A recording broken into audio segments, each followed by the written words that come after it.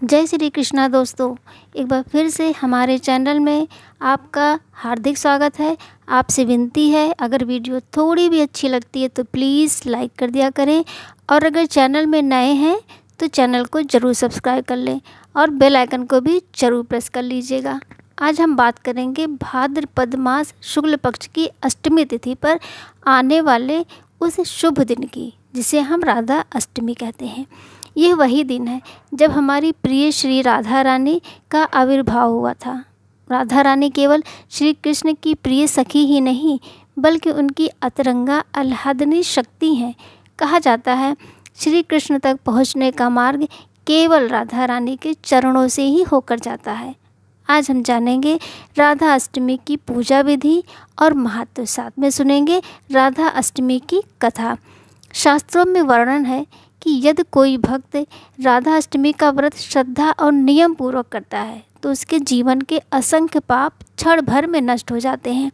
यहाँ तक कि करोड़ों वर्षों के पाप भी इस एक व्रत से धुल जाते हैं। ब्रह्मा जी ने स्वयं कहा है, राधा अष्टमी का फल मेरु पर्वत जितना सोना दान करने से भी 100 गुना अधिक है। इस दिन प्रातःकाल ब्रह्म मुहूर्त में उठकर स्नान करें, अपने घर के मंदिर को स्वच्छ करें और भगवान को जगाकर मंगला आरती करें। तुलसी माता को जल अर्पण करें और उनके चारों ओर कम से कम 3 प्रदक्षिणा करें। इसके बाद श्रद्धा से हरे कृष्ण महामंत्र का जाप करें। हरे कृष्ण कृष्ण कृष्ण हरे हरे, हरे राम राम राम हरे हरे। यहाँ हरे शब्द स्वयं राधा रानी का स्वरूप है, इसलिए इस दिन जप करने से वे अति प्रसन्न होती हैं। यदि संभव हो तो दोपहर 12 बजे तक निर्जल उपवास कर लें। ठीक दोपहर में श्री राधा कृष्ण का पंचामृत से अभिषेक करें। ध्यान रहे, अभिषेक केवल राधा जी का अकेले ना करें, श्री कृष्ण के साथ ही करें। अभिषेक के बाद अन्नहीन सात्विक भोजन अर्पित करें। कहा जाता है कि राधा रानी को अरबी बहुत प्रिय है, तो आप अरबी या उसके पत्तों से बने पकवान भी अर्पित कर सकते हैं। अभिषेक और भोग के पश्चात चरणामृत ग्रहण करके व्रत का पारण करें। अधिक से अधिक हरे कृष्ण महामंत्र का जाप करें। 16, 32 या 64 माला का संकल्प विशेष फलदायी होता है। सेवा का संकल्प लें, मंदिर में, घर पर या समाज में। साथ ही इस दिन राधा कृपा कटाक्ष स्तोत्र का पाठ करना भी अत्यंत लाभकारी है। राधा अष्टमी का यह दिन केवल व्रत पूजन का दिन नहीं है, बल्कि राधा रानी की करुणा और कृपा का प्रत्यक्ष अनुभव करने का अवसर भी है। अब आइए सुनते हैं राधा अष्टमी की अद्भुत कथा। बरसाने की गलियों में आज भी एक ऐसी घटना सुनाई जाती है जो हर सुनने वाले के हृदय को भक्ति रस से भर देती है। कथा है एक सरल और निष्कलुष हृदय वाली स्त्री की, जिसका नाम था सावित्री। सावित्री का विवाह हुए कई वर्ष बीत चुके थे, लेकिन उसकी गोद अब तक सूनी थी। हर दिन उसकी आंखें अपने आंगन में बच्चे की किलकारियों को तरसती, फिर भी वह कभी भगवान पर से विश्वास नहीं खोती थी। एक दिन गांव की कुछ महिलाएं राधा अष्टमी पर बरसाना धाम जाने लगीं। सावित्री भी उनके साथ चल दी। उसके हृदय में यह विश्वास था, यदि किशोरी जी की करुणा हुई तो मेरी गोद भी अवश्य भर जाएगी। बरसाने की सीढ़ियाँ चढ़ते हुए उसने सबसे कहा, आप सभी जाओ, मैं आपको अटारी पर मंदिर के बाहर मिलूंगी। आप सभी वहीं मेरा इंतज़ार करना। सीढ़ियाँ चढ़ते समय सावित्री का पैर अचानक फिसल गया, वो गिर ही पड़ती। तभी अचानक एक 8 साल की सुंदर बालिका ने उनका हाथ थाम लिया। मधुर मुस्कान के साथ बालिका बोली, मैया संभल कर चलो, कहीं चोट न लग जाए। उस भोलेपन से भरे मैया शब्द को सुनकर सावित्री की आंखें भर आई। वो बच्ची इतनी मनमोहनी थी कि सावित्री की थकान और पीड़ा सब हर गई। बातों बातों में बच्ची ने कहा, सब मुझे लाडो कहते हैं, आप भी मुझे लाडो ही पुकारिए। कुछ देर बाद वह मासूम बोली, मैया मेरे लिए क्या लाई हो? सावित्री हंस पड़ी और बोली, बेटी मैं तो पहली बार यहाँ आई हूँ, कल तुम्हारे लिए चूड़ियाँ और पायल लेकर आऊँगी। अगले दिन सावित्री सचमुच रंग बिरंगी चूड़ियाँ और चमचमाती पायल लेकर पहुँची। लाडो प्रसन्न होकर बोली, मैया बाकी गहने कहाँ हैं? घाघरा चोली, बिंदी, कंगन, हार, ये सब तो मुझे बहुत अच्छे लगते हैं। आप रोज़ मेरे लिए कुछ ना कुछ लाना ताकि रोज़ आपसे मुलाकात हो। उसकी चंचल बातें सुनकर सावित्री का मन पुलकित हो उठा।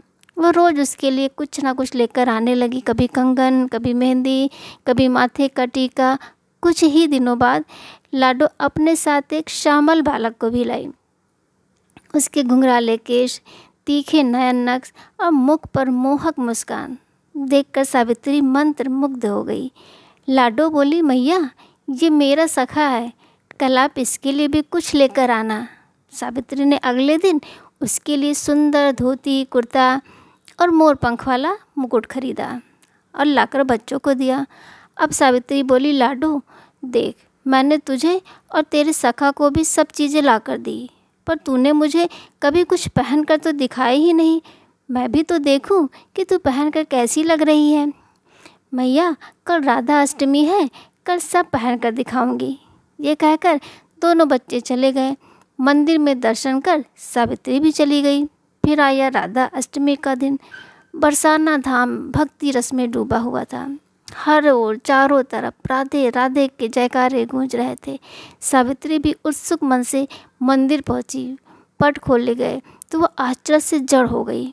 मंदिर में राधा रानी ने वही घाघरा चोली और चूड़ियाँ पहन रखी थी जो सावित्री ने लाडो को दी थी, और श्री कृष्ण वही धोती और मुकुट धारण किए थे जो उसने उस श्यामल बालक को दिया था। बड़ी मुश्किल से पुजारी जी तक पहुंचकर सावित्री ने पूछा, आज वस्त्र और श्रृंगार की सेवा किसने की है? पुजारी जी ने कहा, आज वस्त्र की व्यवस्था खुद लाडली जी ने ही की है। आज जब हमने पट खोला तो ये सारे वस्त्र और श्रृंगार का सामान वहीं रखा था। हमने इसे लाडली जी की मर्जी समझकर इन्हें यही पहना दिया। सावित्री तो जैसे पागल सी हो गई। उस क्षण सावित्री को साक्षात्कार हुआ, अरे वो लाडो कोई और नहीं, स्वयं किशोरी जी थी, और वो बालक कोई और नहीं, स्वयं श्याम सुंदर थे। सावित्री का हृदय प्रेम और विस्मय से भर उठा। उसकी आंखों से आंसुओं की धारा बह निकली। वो बार बार पुकारती, लाडो लाडो। जीवन के शेष वर्षों तक सावित्री बरसाने की उन्हीं सीढ़ियों पर बैठकर किशोरी जी की याद में आंसू बहाती रही। और जब उनका अंतिम समय आया तो स्वयं राधा रानी ने उन्हें अपने दिव्य आलिंगन में समेट लिया। दोस्तों, ये कथा हमें यही सिखाती है, राधा रानी को पाना कठिन नहीं है, बस सच्चे प्रेम, श्रद्धा और मासूमियत से उन्हें पुकारो। वे स्वयं आपकी रक्षा करती हैं और अंततः आपको श्री कृष्ण प्रेम का वरदान देती हैं। तो बोलो राधा रानी की जय।